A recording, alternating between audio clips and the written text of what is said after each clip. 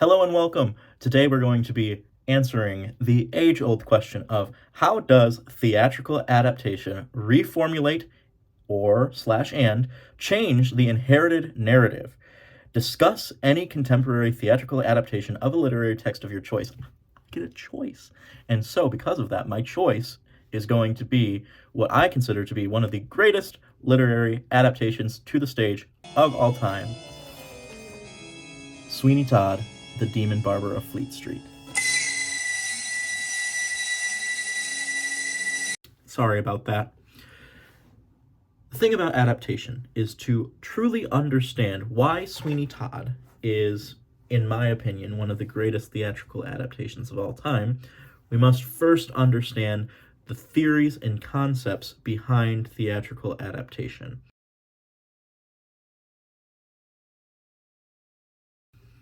A topic that is commonly debated in adaptation studies is the idea of fidelity, or that a work that is adapted must stay true or be faithful to the work that it was adapted from. David Johnson describes it in the Oxford Handbook of Adaptation Studies as, put simply, fidelity refers to the extent to which a given aesthetic object, traditionally in adaptation studies, a film, reflects a faithful understanding of its source, traditionally a literary text, especially a novel, play, or short story. It's where we get this idea of the book always being better than the movie. But in the case of any sort of adaptation, a lot of times the general perspective will be that the source work is more important or stronger than an adapted work. Most people who study adaptation see the falsities that lie within this statement. And so one of the great essays that was written about this topic was Shelley Cobb's essay on film authorship and adaptation, in which Cobb says, "The language of fidelity that has traditionally plagued adaptation criticism has coded adaptation as a form of artistic reproduction rather than production." The idea that she's getting at here is that when you're adapting something, a lot of people will see it as just ripping an original piece and turning it into the same thing but in a different medium. That's not true. The truth of the matter is there is no such thing as a pure adaptation, and because of that, what we need to understand is that a book is inherently not a play. A play is inherently not a movie. The thing that is difficult is you can't have things identical. It just doesn't exist. By taking something from a page and moving it to either a screen or a stage, you are inherently adding visuals, you're adding an oratory and audio way of understanding, something that you don't have when you are looking at a page in a book. Understanding this conceptually allows us to take a second look at Cobb's statement about observing and analyzing an artwork as a production rather than a reproduction, because through adaptation and making inherent necessary changes, you are creating a new piece. You're not analyzing a piece that has already been created, but rather this new piece that was inspired by a source material. Understanding Cobb's argument of fidelity allows us to then look back further to an author by the name of Roland Barthes. And Barthes wrote in his seminal essay about the death of the author, in which Barthes says, quote, "To give a text an author is to impose a limit on that text." What Barthes is referring to in this case is talking about how an authorial intent, and the idea of ownership of a piece dispels any possibility for audience interpretation.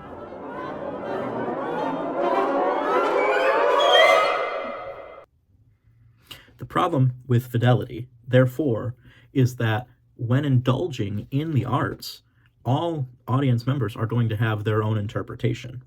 Now, authorial intent is not necessarily a bad thing, but what that means is it needs to be considered, but not as the only key defining point for adaptation. Keeping in mind Barth's idea and the potential problems of the fidelity argument, the thing that also must be considered is this concept of an auteur, or somebody who makes a piece of art and has influences that are so iconic to their own artistic vision that it's notable that you can see they are the one who made it. Now, this concept is typically talked about in cinema, but can also be applied to theatrical direction. The reason that mentioning auteurs is also important in this situation is because many auteurs follow the concepts that Barthes set in place, the idea of the death of the author. And the reason that they do so is because they see their own vision as being more important to the piece they are creating, or even the piece that they are adapting, than the original intent of the author of the source material. Shelley Cobb talks about this also in that same essay as earlier, mentioning scholars have argued that auteurs avoid the restrictions of fidelity in their adaptations because the required faithfulness is to their own authorial identities. What Cobb is getting at here is the idea that an auteur is more focused on creating their own iconic piece of art than staying quote unquote faithful to the source material which they are adapting when they are adapting a material. Now, the question I'm sure you're all asking is, where does Sweeney Todd fit into all of this? The best way to go about answering that is to give you a brief history of the source material, The String of Pearls.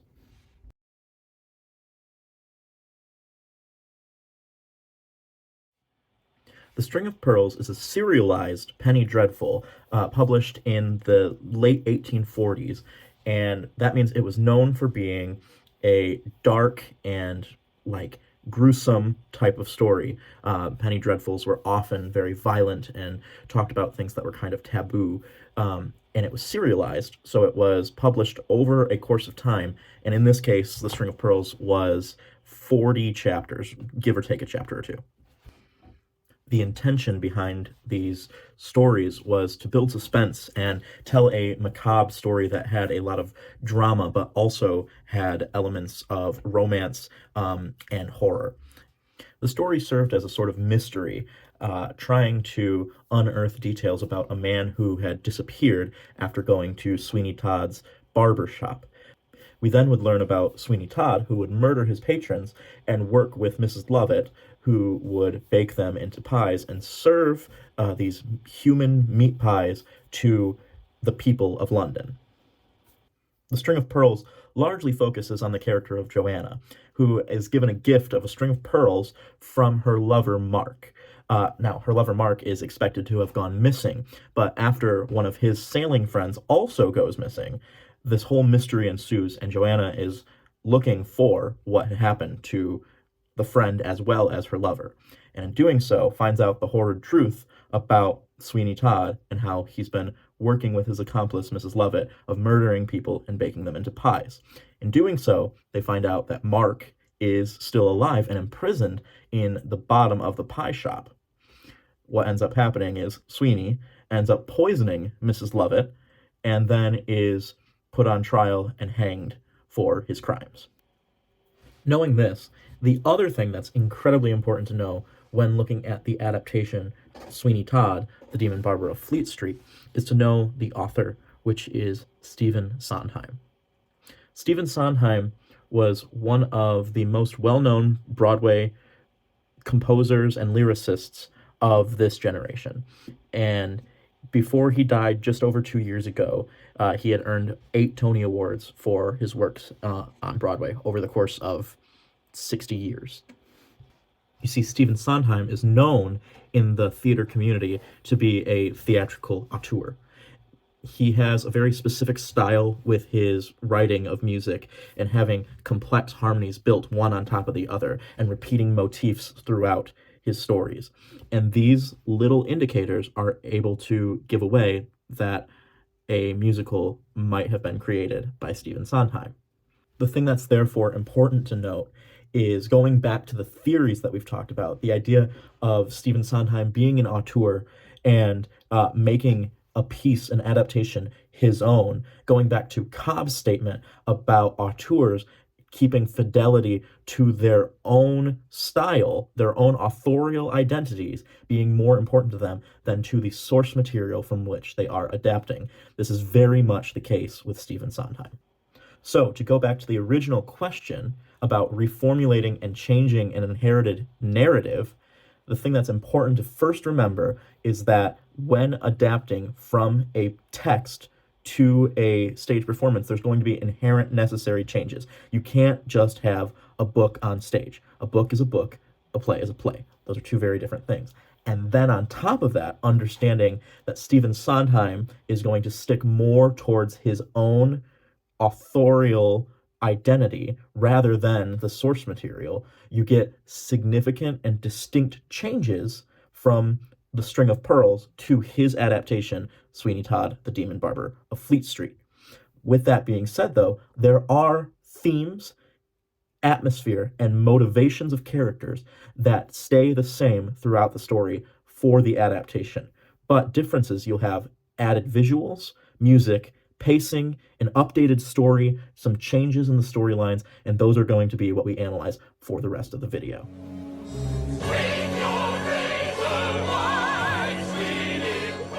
When Stephen Sondheim was creating the score for Sweeney Todd, one of the things that he really wanted to focus on was making a dark and atmospheric work like The Streets of London in the late 1700s.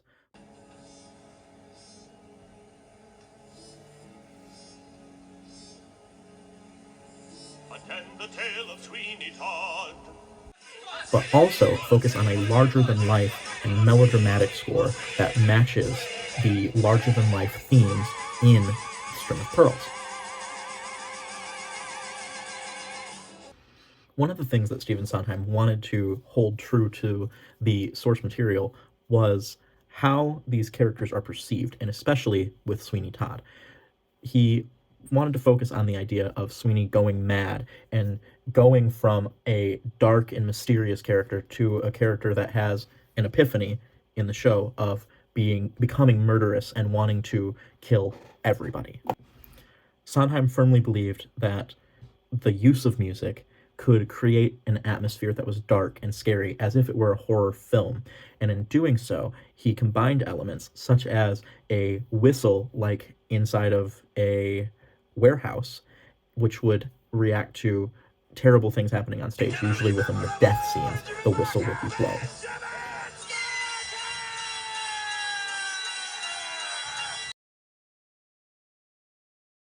Well, sure, but that's the principle of composers like Herman, who wrote such really good scores for movies like Psycho. The tension that he is able to build up, or take John Williams' score for Jaws. The music itself sets the audience's nerves on edge, even if there's nothing going on the screen. And Herman was a master at that, and I wanted to see if I could do that in the theater. One of the things that a text is able to do is go into long and thorough detail of different characters throughout the text. So to be able to familiarize the audience with each character, Sondheim specifically created pieces of the score that would be used as motifs to introduce each character and remind the audience of who it is that they are paying attention to at any given moment in time. The motifs that Stephen Sondheim used also could create an atmosphere. For example, with Sweeney Todd, who is the most fleshed out character within the story, you could see different moods that he was in, whether it be a grieving mood for his lost wife and child,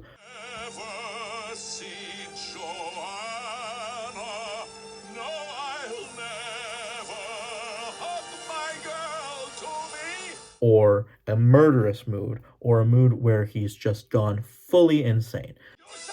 No one in the chair. Come on. Sweeney's waiting. I want you, bleeders. You, sir. Anybody, gentlemen, now don't be shy. There's also moments of pride, and in these moments, the score will match the emotions of the character.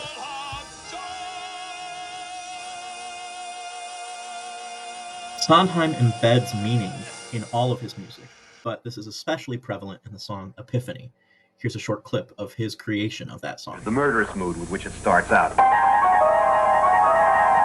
absolutely goes totally gay. And there are these percussive chords that come throughout, which is like somebody just going crazy, just going over and over and over again. And that's the moment when he goes completely out of control. So keep switching between quick and slow and violent and lyrical, and it's a guy going crazy is what it is. Sondheim also wanted to use external elements that caused fear. He also used elements like the dies irae, which is a piece of music that is commonly associated with death. By incorporating it into the score, Sondheim subtextually is making the audience think about death. So taking those themes and mixing them with when he's talking about how he's going to murder everybody in the world, he does it to a chugging engine-like theme, but not for long. And of course, that's the dies irae disguised. Sweeney's motivation is shown through the chugging engine sound, along with the hidden version of the dies irae, implying he is motivated like a steam engine to murder. Not for long. They all deserve to die.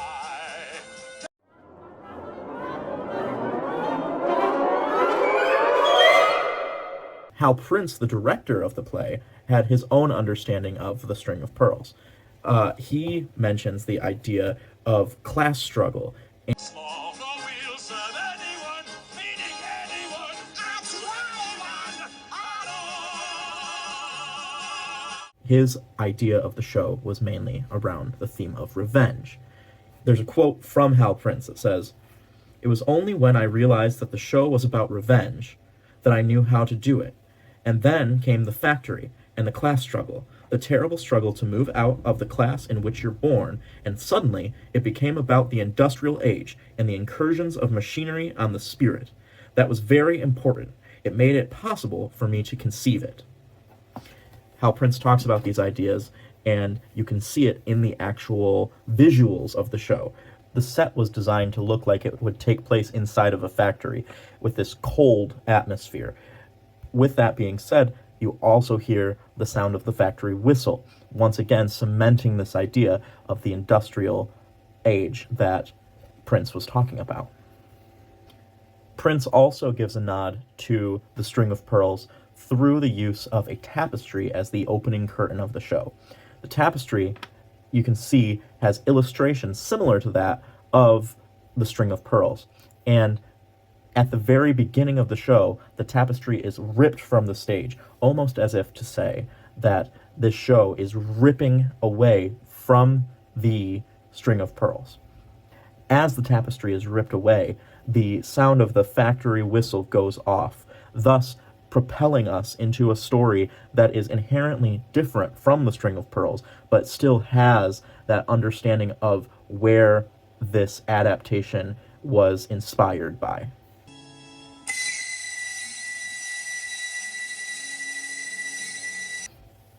One of the things that's especially interesting about this adaptation of Sweeney Todd is that it changes specific story arcs from The String of Pearls to give the characters newfound motivations. In The String of Pearls, for example, Sweeney Todd is simply a murderous baker, a man who wields a razor and kills people, whereas in the adaptation, Sweeney Todd, the Demon Barber of Fleet Street, the character has a motivation of his lost family. How this is shown is through the character of Joanna especially. Joanna, in The String of Pearls, has no relation to Sweeney Todd whatsoever.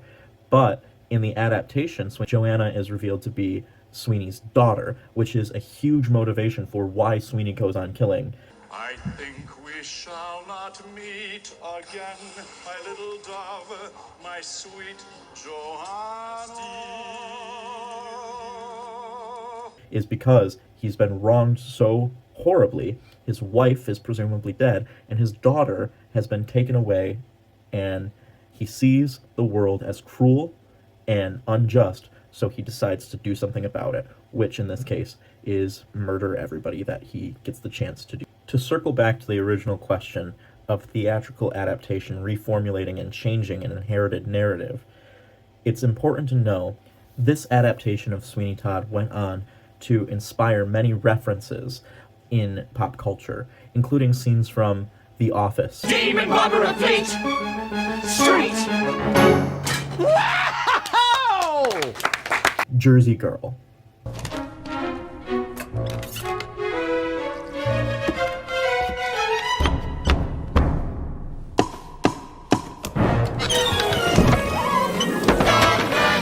even Lin-Manuel Miranda's celebrated Sweeney Todd with a parody using the music from his musical Hamilton. Barbara Sweeney Todd. Indeed, I serve a dark and vengeful God, but the work waits. There's also been several productions of the show to have been produced since the original, including the current run on Broadway, starring Annalee Ashford as Mrs. Lovett and Josh Groban as Sweeney Todd himself. Perhaps most notably, there's also been an adaptation of this specific theatrical performance by Tim Burton into film, starring Johnny Depp as the Demon Barber. You, sir! Two, sir. Welcome to the grave! So in conclusion, despite theatrical adaptations changing and reformulating inherited narratives, they will often streamline and make necessary changes to source materials in order for the story to work on stage. This is absolutely the case with Sweeney Todd, the Demon Barber of Fleet Street.